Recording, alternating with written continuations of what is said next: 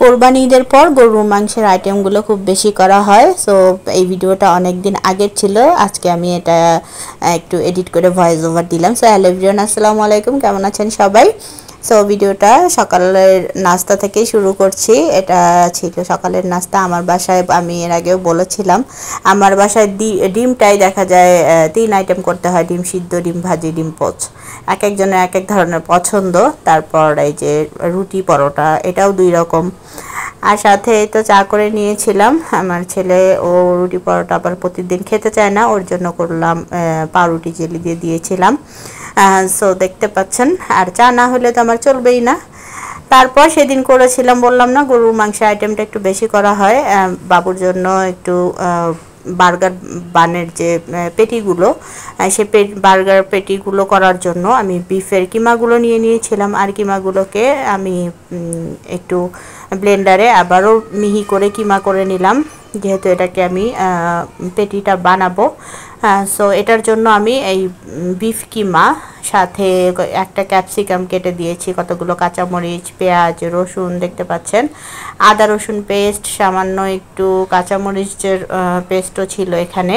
আর এখানে আমি বাইন্ডিংয়ের জন্য ইউজ করেছি আমি কাঁচা বেসনটা, যেটা বেসনটাকে আমি একটু ভেজে নিয়েছি যেন এখানে এই কাঁচা গন্ধটা না থাকে।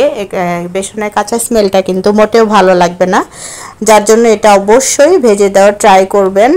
আর সাথে দিয়েছিলাম আমি বাইন্ডিংয়ের জন্য 2 পিস পাউরুটি ভিজিয়ে এটার সঙ্গে মিশিয়ে দিয়েছিলাম। অনেকে অনেক কিছু ইউজ করে, অনেকে আলু ব্যবহার করে, আবার কর্নফ্লাওয়ার বা ময়দা।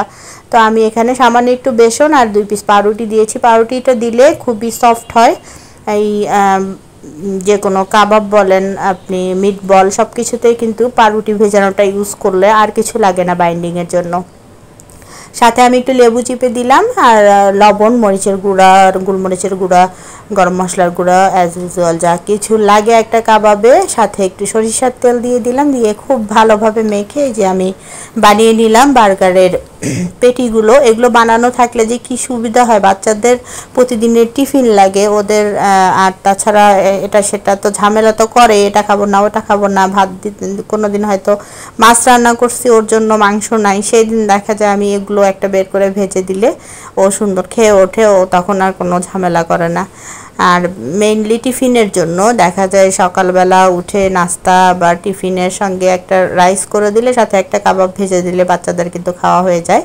তো আমি এভাবে বানিয়ে নিয়ে তারপর আমি আমার একটা গ্রিল প্যানে সেখানে ভেজে নিয়েছিলাম। এটাকে অবশ্যই একটু মোটা করে বানাবেন, কারণ এটা ভাজার পরে অনেকটাই চুপসে যায়। তো ভালো থাকবেন সবাই, আল্লাহ।